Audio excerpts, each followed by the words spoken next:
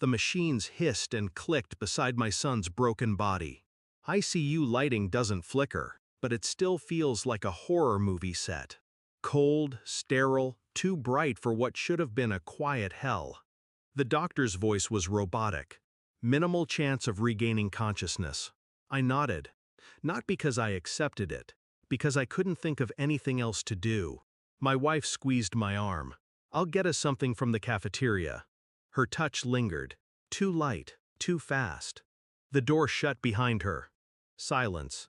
I stood, walked to the bed, adjusted his blanket out of habit. That's when I felt it. A ridge. Paper thin. Folded. Hidden beneath the mattress foam like a secret trying not to breathe. I reached in, slow, pulled it free. My hands didn't shake. They should have. The note was in my son's handwriting. I recognized the slant, the loops of his Y's. Just 6 words. Dad. I heard Mom last night. I didn't move, didn't blink. The walls around me began to hum, like they knew something I didn't. Last night, he'd crashed the next morning. I folded the note carefully, slid it into my jacket. By the time she returned, I was already sitting. She handed me a sandwich.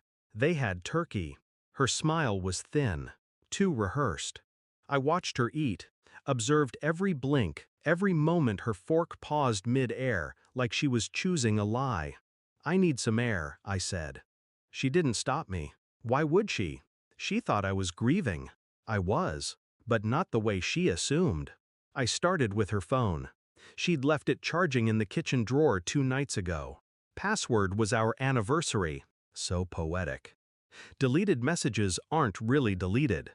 Call logs told me she'd spoken to a number multiple times, late, mostly around midnight, always when I was away for work. I traced it. Private investigator. A favor from a former client. No questions asked. He sent me what I needed. A name. A man. Married. 2 kids. Works in her office. Middle management. She'd hidden it well. Or maybe I just hadn't been looking. 2 weeks passed. I visited the hospital daily, sat beside my son, stared at his motionless chest, listened to the monitors. He was the only thing that kept me from unraveling. But the silence had started to speak. I found another note under the bed, dated a week before the crash. "Dad, I think she's meeting someone. I don't know what to do." He knew. He didn't tell me. And he still loved her enough to protect her. That's the kind of heart I never had. I was raised to bury the truth. He tried to write it down. The report arrived in a plain envelope. DNA comparison. Not of me, of my son. I needed to know if he was mine. He always felt like mine. That should have been enough. But I needed facts now, not feelings. Results: 99.99% probability. He was mine. And that's when the anger melted.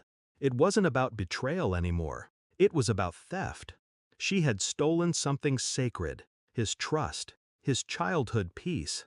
And then she drove him, forced him into silence. I waited until she sat beside him the next evening. She was scrolling her phone, wearing that tired mask of grief. I handed her the note, not the DNA report, just the words. She read them, froze.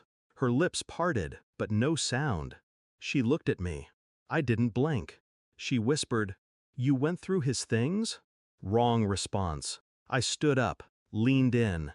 "He heard you." I didn't need to raise my voice. That would have let her feel like we were equals in this war. We weren't. I traced your calls. I know his name. I know the hotel, the hours, everything. She paled. I stepped closer, whispered, "You didn't just cheat. You made our son your alibi." She tried to defend. "I never meant—" "No," I cut her off. "You just didn't care if it killed him." I handed her the second note. He knew. And he still loved you. She broke, finally, crumpled into herself like guilt had weight. But I didn't stay to see her cry. I walked out, left her sitting there, alone with a boy who could no longer speak for himself. It's been 5 days. He hasn't woken. He may never. But I still sit by him, Read aloud. Not prayers, not fairy tales, truth. I read every note he left, even the ones that tremble in ink, the ones that ask me questions I can't answer. Sometimes I imagine he hears me, not because I need hope, because I need him to know I see now everything. I no longer speak to her. I left the house, kept the bed, the couch, the walls, left her the silence, the one she taught him to live with. And the last thing I told her was the first thing I believed in months. You broke her. You don't get to break me.